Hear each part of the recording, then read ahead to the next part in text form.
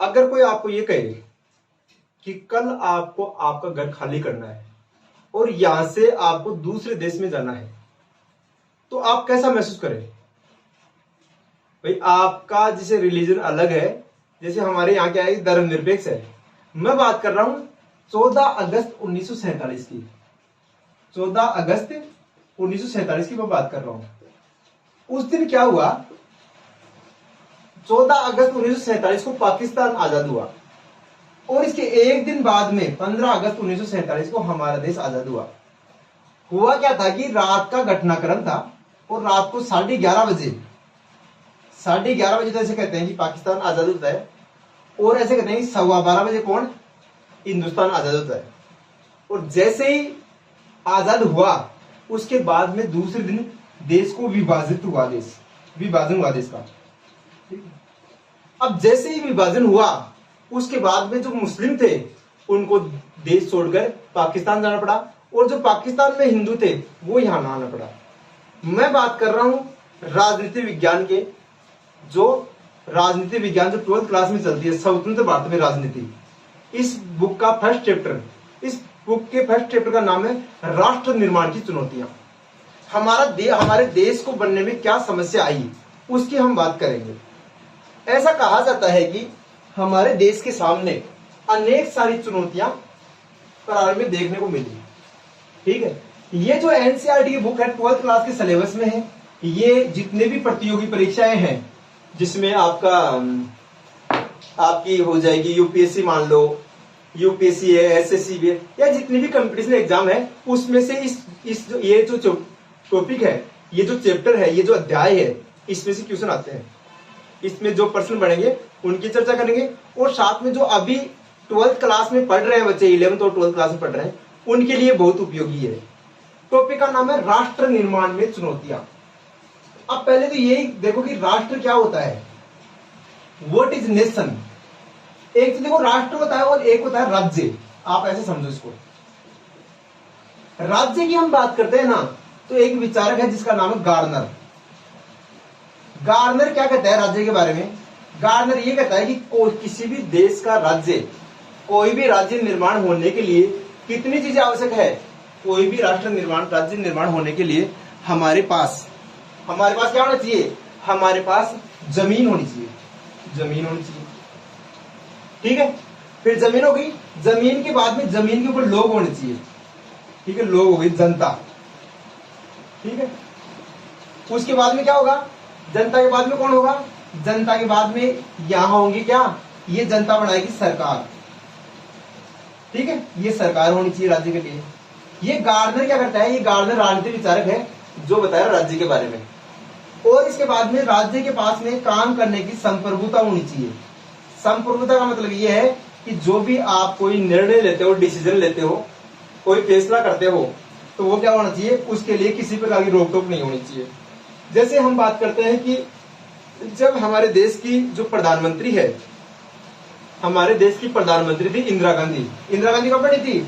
1966 में बनी थी, और 1977 तक गई, 77 तक। दूसरी बार वो बनी कब? 1980 से लेकर 1984, और 1984 में उनके ही अंगरक्षकों के द्वारा गोली मारकर हत्या कर दी गई। इसकी बात हम अलग से कोई वीडियो में करेंगे। अब आप इधर फोकस करो। ये जो राज्य है, ये राज्य गार्नर के अनुसार 4 तत्वों से मिलकर बना है। राज्य के लिए जमीन होनी चाहिए, तो हमारे पास जम्मू कश्मीर से लेकर कन्याकुमारी तक, हमारे पास जमीन है। ये जम्मू कश्मीर और ये कन्याकुमारी। जैसलमेर से लेकर नागालैंड तक हमारे पास जमीन है। ये जमीन हो गई हमारी। अब इस जमीन के ऊपर आपको पता है लोग रहते हैं, अनेक 28 राज्य है, इसमें 8 केंद्र शासित प्रदेश है।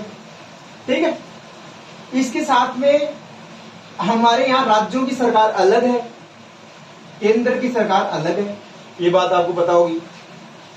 उसके बाद हम बात करें तो ये सरकार के पास क्या है? सभी सरकारों के पास अपना निर्णय लेने की, डिसीजन लेने की क्षमताएं हैं। ये बात हमने देखा। अब हम बात करते हैं नेशन, यानी राष्ट्र क्या होता है।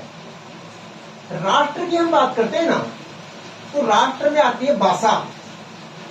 कैसी भाषा बोलते हैं, कैसी बोली बोलते हैं, कैसी संस्कृति है, हमारी गौरवशाली संस्कृति है। कैसी संस्कृति है हमारे यहाँ, लोग कैसा खाना खाते हैं, भोजन, ये हमारे राष्ट्र का पार्ट है। तो ये सारी चीजें हैं, ये तो राष्ट्र से जुड़ी हुई है, भाषा है, बोली है, संस्कृति है, किस प्रकार का जीवन जीते हैं, ये सारे राष्ट्र में आएंगे और राज्य में ये आएंगे। यहां तक आपने क्लियर हुआ होगा। अब ये जो चैप्टर है, जो 12th क्लास का चैप्टर है, राष्ट्र निर्माण की चुनौतियां है, जिस चैप्टर को हम ये कह रहे हैं कि ये राष्ट्र निर्माण की चुनौतियां हैं, उसकी हम बात करते हैं। तो हम देखेंगे, हम बात कर रहे थे हमारा जो देश है ये आजाद हुआ 15 अगस्त 1947 को। और जिस दिन ये आजाद हुआ, जिस दिन ये देश आजाद हुआ, उसी दिन क्या होता है, उसी के दूसरे दिन इसका विभाजन होता है। और जैसे ही इसका विभाजन होता है, उसके बाद में ऐसे कहते हैं, आप ऐसे ध्यान से सुनो इसको, हमारे जैसे ही राष्ट्र निर्माण हुआ, तो राष्ट्र निर्माण में चैप्टर ये कहता है कि राष्ट्र निर्माण में 3 चुनौतियां आई। ठीक है, राष्ट्र को निर्माण करने में 3 चुनौतियां आई हमारे सामने। कौन कौन सी चुनौती आई? पहली चुनौती आई देश को पूरे को एकता के सूत्र में बांधने की चुनौती। पूरे देश को एकता के सूत्र में बांधने की चुनौती आई हमारे पास। ठीक है, दूसरी चुनौती क्या आई? दूसरी चुनौती आई हमारे देश में, ये तो एकता के सूत्र में बांधेगी, दूसरी आई लोकतंत्र स्थापित करने की चुनौती। लोकतंत्र क्या होता है? We the people, by the people, for the people. जनता का शासन, जनता के लिए, जनता के द्वारा, मतलब ऐसा शासन जो जनता के द्वारा संचालित हो, ये को क्या होता है? लोकतंत्र। मतलब यही देख लो, ये तो लोक यानी जनता और तंत्र मतलब शासन, लोकतंत्र। ये जो लोकतंत्र की परिभाषा दी है ना, ये दी है अमेरिका के राष्ट्रपति इब्राहिम लिंकन ने दी है। इस बात को आप ध्यान रखना। उसके बाद तीसरी चुनौती क्या थी?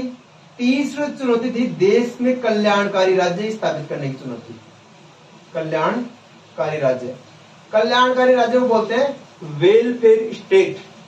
वेलफेयर स्टेट क्या होता है? वेलफेयर स्टेट ये होता है कि ऐसे लोग जिनके पास अपनी मूलभूत आवश्यकता पूरी नहीं हुई, ऐसे लोग जिनकी अपनी मूलभूत आवश्यकता पूरी नहीं हुई, वो क्या करेंगे? वो हमारे राष्ट्र को स्थापित, हमारे राष्ट्र में हमारी सरकार क्या करेगी? उनके लिए व्यवस्था करेगी। जैसे मान लो आप एग्जाम्पल समझो, जैसे हमारे यहाँ खूब सारे लोग गरीबी रेखा से नीचे बीपीएल में है, उनको सरकार मकान बनाने के लिए पैसे दे रही है। या फिर बाद में हम बात करें तो उनके पास राशन नहीं है, तो उनको सस्ता राशन दे रही है, 2 रुपए किलो अनाज दे रही है, चावल दे रही है। ठीक है, ये सारा किसका पार्ट है? ये सारा कल्याणकारी राज्य की पार्ट है। और हम 1952 की हम बात करें, जो पहला इलेक्शन हुआ था, या 1947 की बात करें, जिस दिन हमारा देश आजाद हुआ था, उसमें क्या है कि उस समय ये 3 चुनौतियां सबसे बड़ी चुनौतियां थी। और एक एक करके हमारी इस चुनौतियों को सामना करने के लिए हमारी सरकार ने 1952 से काम करना शुरू किया। पहली लोकसभा चली 1952 से लेकर 1957 तक। ठीक है, जिसके प्रधानमंत्री, प्रथम प्रधानमंत्री जवाहरलाल नेहरू के रूप में हमारे सामने आए। वो आगे जाकर दूसरी बार भी रहे और तीसरी बार रहे। नेहरू रहे थे 1952 से लेकर 1964 तक। ठीक है, 64 में नेहरू की पद पर रहते हुए मृत्यु हो गई थी। दो प्रधानमंत्री ऐसे हैं जिनकी पद पर रहते हुए मृत्यु हुई थी। इससे आपको ध्यान रखना, एक तो जवाहरलाल नेहरू और एक इंदिरा गांधी। ठीक है, उसके बाद में क्या हुआ? उसके बाद में देश को एकता के सूत्र में बांधने के लिए सरदार पटेल जिसकी गुजरात में 182 फीट की मूर्ति बनी हुई है, और ये देश को एकता के सूत्र में बांधने के लिए स्टेच्यू ऑफ यूनिटी उसका नाम है, आप उसको देख लेना, सर्च कर लेना आप उसको। पटेल ने क्या किया? देश को एकता के सूत्र में बांधने के लिए पूरे देश को यूनाइट किया, एक किया। और जैसे प्रेजेंट में हमारे 28 राज्य और 8 केंद्र शासित प्रदेश हैं। और ऐसे कहते हैं कि हमारे यहाँ 565 देशी रियासतें थी। देशी रियासत क्या होती है? ऐसी रियासतें जहां राज्य रजवाड़ों का शासन था। राज्य रजवाड़ों का जो शासन है ये हमें देखने को मिलता है। उसके बाद में देश में लोकतंत्र स्थापित कैसे हुआ? जब 1952 में पहली बार हमारी सरकार, हमारा जो निर्वाचन आयोग है, नेशनल इलेक्शन कमीशन है, इसने यहां लोकतंत्र स्थापित किया। इसने क्या किया? इसने बता दिया कि हमारे जो अनपढ़ लोग हैं उन्होंने भी बढ़ चढ़ के भाग लिया है, और पूरे देश की जो जनता है इसने मतलब कि इसकी चुनी हुई सरकार हमारे सामने आई 1951 में अक्टूबर के महीने में ये कार्यक्रम शुरू हो गया था और आगे चलकर चला। उसके बाद में कल्याणकारी राज्य के लिए हमारे यहाँ पंचवर्षीय योजनाओं की स्थापना की गई। ये पंचवर्षीय योजनाओं के माध्यम से हमारे यहाँ कल्याणकारी राज्य की स्थापना की गई। तो इस प्रकार से हमारे सामने ये 3 चुनौतियां देखने को मिलती है जो राष्ट्र निर्माण में थी। आगे हम इसका दूसरा सेगमेंट और तीसरा सेगमेंट इस चैप्टर का लेकर आएंगे। हम बात कर रहे हैं 12th क्लास के पॉलिटिकल साइंस का चैप्टर फर्स्ट। ठीक है, ये आरबीएसई और सीबीएसई दोनों में चलता है। 12th क्लास के आप स्टूडेंट हो, आपको नोट्स वगैरह चाहिए, आपका होमवर्क चाहिए, तो आप हमें हम आपको कमेंट में आपको कांटेक्ट दे देंगे। हमारे कांटेक्ट में आप व्हाट्सएप कर सकते हैं, हमारे से जुड़ सकते हैं। कोई भी आपकी पॉलिटिकल साइंस की जो क्यूरी है उसको देख सकते हैं। इसके साथ में आप इस चैनल से जुड़े, शेयर करें, सब्सक्राइब करें और लगातार पढ़ते रहे, पढ़ाते रहे और इंडिया को आगे बढ़ाते रहे। धन्यवाद।